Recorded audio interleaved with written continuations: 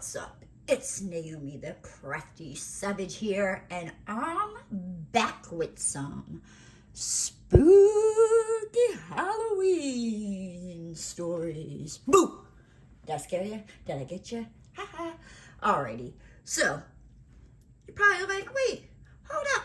Naomi don't release videos on Monday, but because it is my favorite season of the year, you guys get a bonus video. So I searched and I looked for some scary stories, and some of them were like, some of them I'm like, everybody's heard these before. So, you know, it took me a couple days. I did finally find one. Thank goodness. Well, I found two of them, all right? So, quickly before we get started, I am going to be working on breakfast spaghetti from Diamond Art Club. My release papers come from Crafts with Crahley over on Etsy. I have my Munimade tray that you can get over on Munimade's website, as well as my Chroma diamond art pen, my scented Coverminder from Oh Snap Crafters Cafe over on Etsy as well. I think this is like unicorn farts that I got. I forget. I don't know. But you're like, yeah, I don't care, Naomi. I came for the stories. Get to it. So, let's see. Let me get a color. And then we will begin, right? Alrighty, so this one looks like, just quickly get set up here. How is your Halloween going? I hope it's going spooky, marvelous for you, darling. Alrighty, so this first story is called Axe Murder Hollow. I don't know about you, but you ever tell me like, yeah, we're gonna go to Axe Murder Hollow, I'm gonna turn around and be like, you have fun.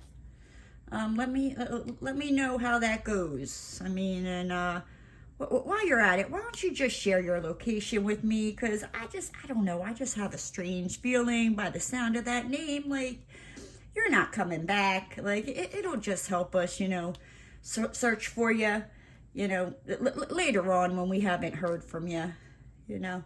They'll be like, yeah, do you know where Tommy went? I'll be like, that damn fool. He told me he was going to Axe Murder Hollow, but I told him to share his location. Look, that's where his phone pinged from. Anyhow, let's get into this. So, Susan and Ned were driving through a wooden, empty section of the highway. That's their first mistake. Lightning flashed, thunder roared, and the sky went dark in a torrential downpour. Should have had your butt at home, I'm just saying. We better stop, said Susan. Now, Susan, she has no brains. At that point, you don't stop. You just keep going and get the hell out of there as fast as you can. Don't be a Susan. Okay, anywho, I'm sorry. Ned nodded his head in agreement. That damn Ned. Don't be agreeing with Susan. She don't know what she's talking about. Get out of there. Okay, anyhow. Ned nodded his head in agreement.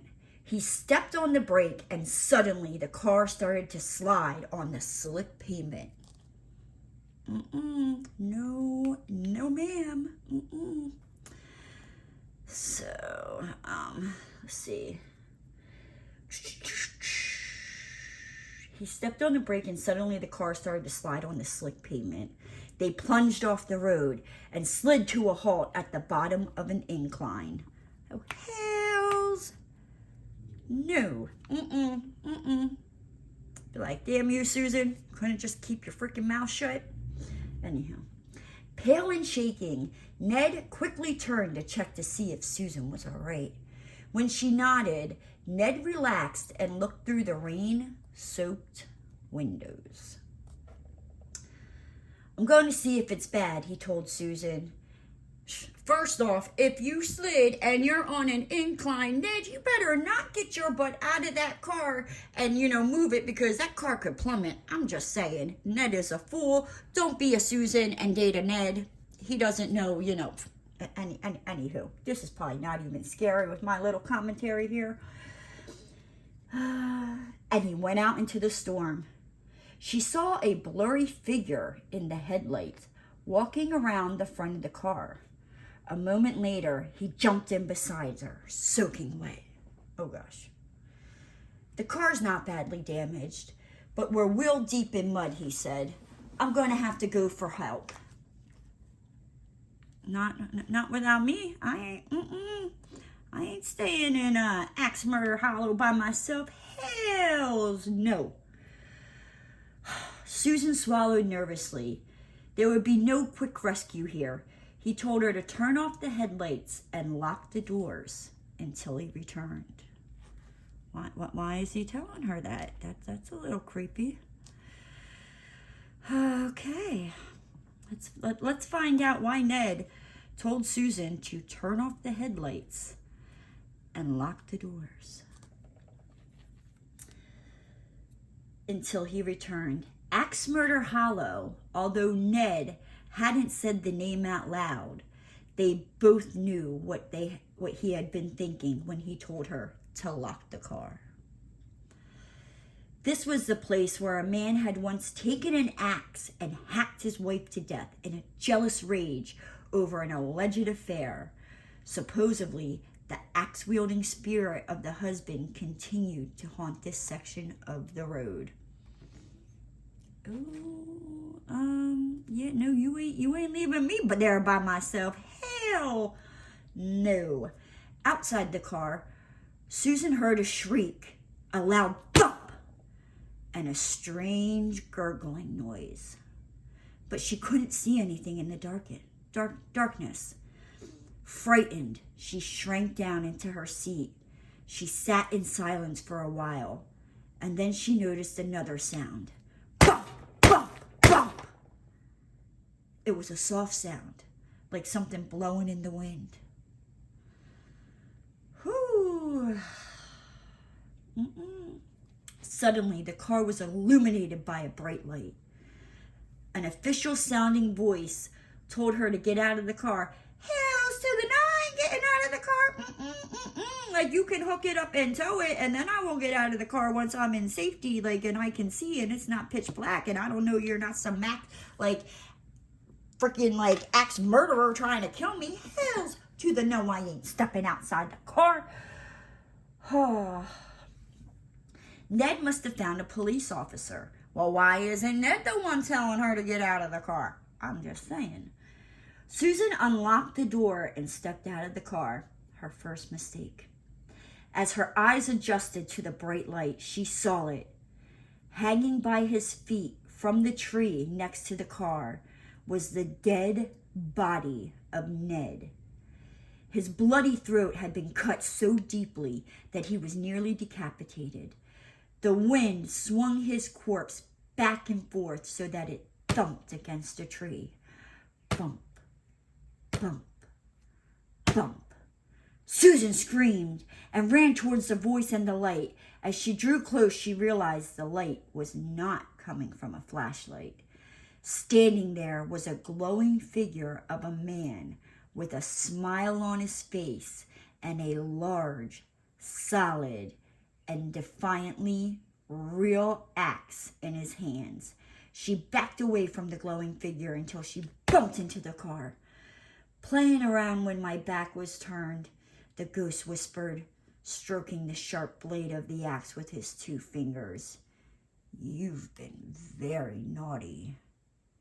The last thing she saw was the glint of the axe blade in the eerie, incandescent light. And that's where the story ends. See, now, if Susan would have just listened to me, right? First off, Susan's first mistake here, right, was she told Ned to, maybe we should pull over. Maybe we should stop. No. And Ned was the fool because he was driving and he didn't have to pull over. He didn't have to stop, right? There's the second mistake. The third mistake was Ned getting out of the car. Like, first off, if you slid down and you're on an embankment, when you go to get out, that's going to shift the weight in the car. Like, you got lucky there, Ned. I'm just saying. And then the next mistake was Susan getting her dumb butt out of the car. Like, I'm sorry, if I'm hearing thumping and all that from the car, like, first off, I wouldn't have been staying in the car. No. You know, and then you hear a voice telling you to get out of the car, and the light is so bright that you can't see what you're walking to. Do you know where you're at? No. I would have been like, I'm staying in here. You know, I probably wouldn't have even answered. Like, they would have had to come, like, down there knocking on the door. I would have been, like, sunk down in the floorboard with something, like, covering me up. You know what I mean? Like, No. You ain't getting me, Mr. Axe Murderer. So I wonder, I wonder if Ned was cheating on Susan, or maybe Susan was fooling around on Ned, and that's why the axe murder showed up. But we'll never know, because Susan was an idiot and told Ned, I think we should stop. Nah, if you just would have kept driving in that storm, the storm would eventually pass. You and Ned would have gotten home safely. Just saying, right? Now, and this is why when it comes to a horror movie, I would probably, you know, be the survivor, because I ain't doing that stupid stuff. Like, y'all want to go do that? Like, you have fun. Don't say I didn't tell you. Don't say I didn't warn you. As you're laying there in your last breath, I want to hear, Naomi told me so. Okay. That was, yeah. Sorry, guys. I'm trying to make these, you know, scary, but, you know, funny at the same time. So, let's see. Now, our last story, all right? Our last story is called No Trespassing. And that's where their first mistake was. I haven't even read the story, but if it says no trespassing, right? You shouldn't be there. Right? I'm just saying. So let's see. Hold on, let me get a drink of something here. Okay, so no trespassing. Peggy and her boyfriend were driving down a lonely stretch of highway at dusk when a thunderstorm came crashing down. Tommy slowed the car. Why are these couples driving down like isolated highways, you know, and all of a sudden bad weather comes along? Tommy slowed the car and they crept their way past a formidable abandoned house. Oh, hells to the no.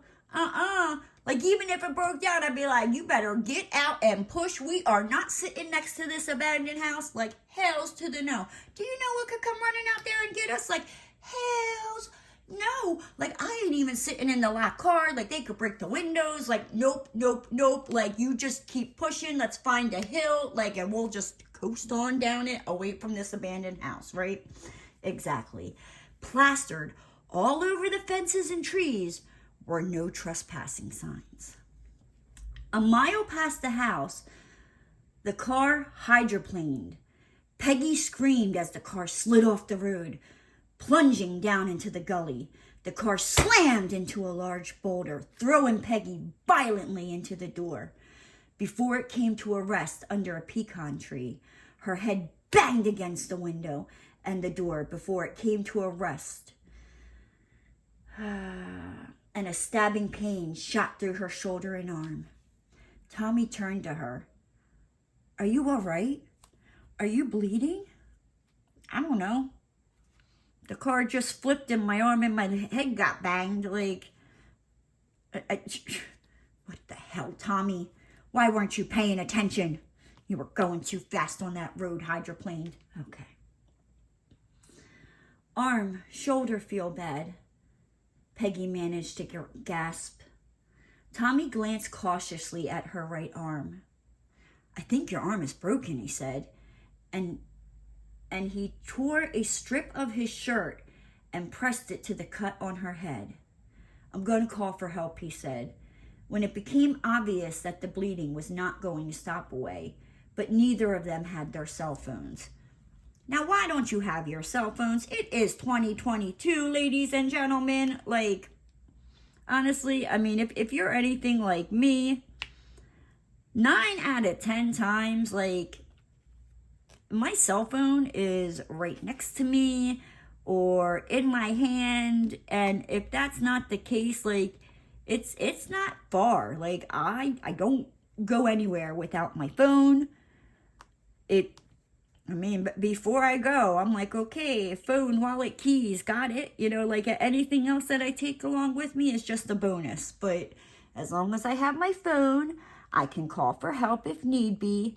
My wallet, I got my ID and my credit cards and all that, you know, so if something happens, I can pay for something.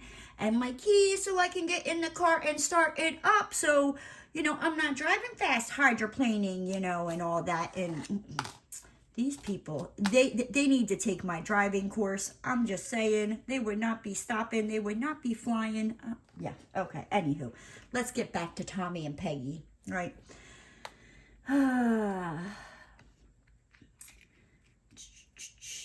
The house we just passed will have a phone I can use, Tommy said.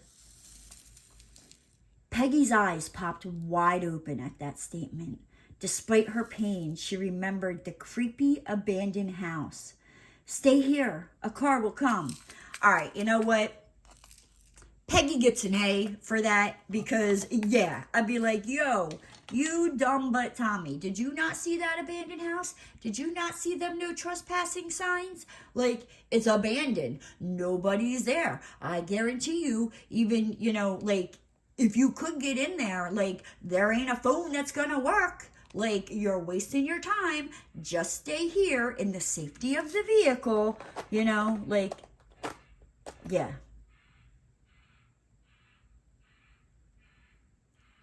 Do you hear that bird outside? That just kind of like scared the crap out of me. Whew, okay. Whew. Dear Louise. Okay, where was I at? I can't stay, Peggy, Tommy said. It could take hours for another car to come, and you're losing too much blood. He tore another strip off his shirt and placed it gently on the cut of her head. Then he went out and retrieved a couple of blankets from the trunk to cover her with. "I'll be back as soon as I can." He raced out into the storm, shutting the dented car door behind him. Gee, she couldn't lock the car doors for her? What if somebody, like, comes up and, like, drags her out of the car because she's unconscious because she lost too much blood? See, Peggy just needs to leave Tommy. He has no consideration, driving fast, hydroplaning in the rain, and then he, you know, gets the brilliant idea, like, I'm going to go to the abandoned house that says no trespassing to get some help. And here's some blankets, and shuts the door and just leaves her there to fend for herself. I tell you, Tommy's a real freaking winner there.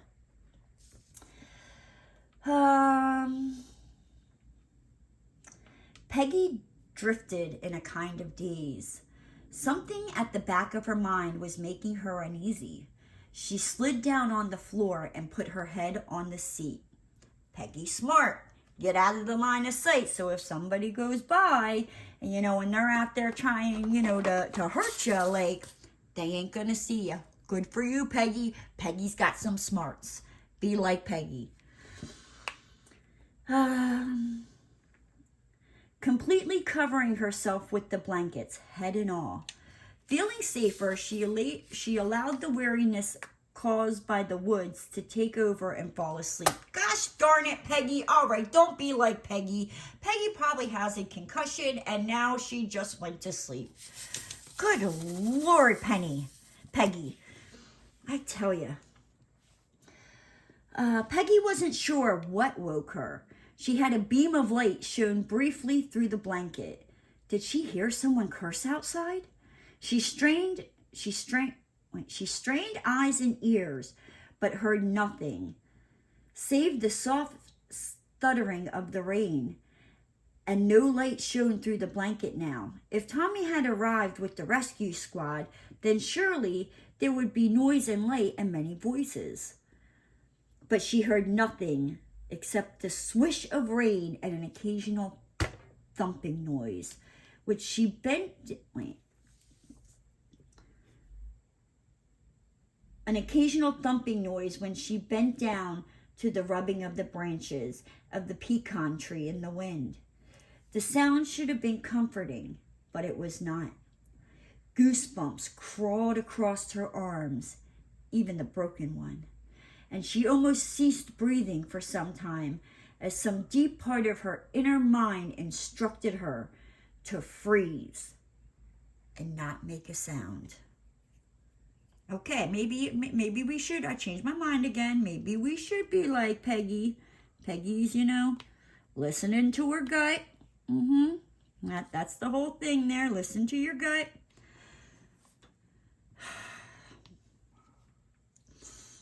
Okay.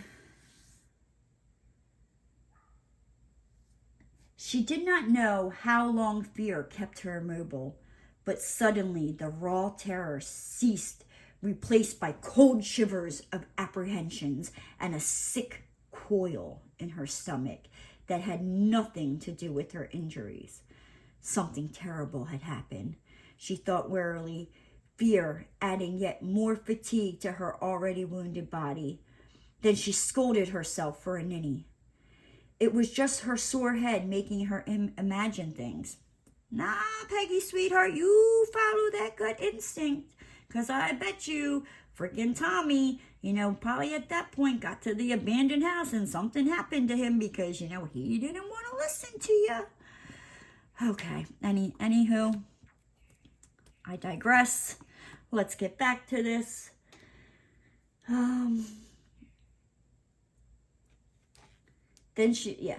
It was just her sore head making her imagine things. Somewhat comforted by this thought, she dozed again, only vaguely aware of a new sound that had not been there before, a soft thud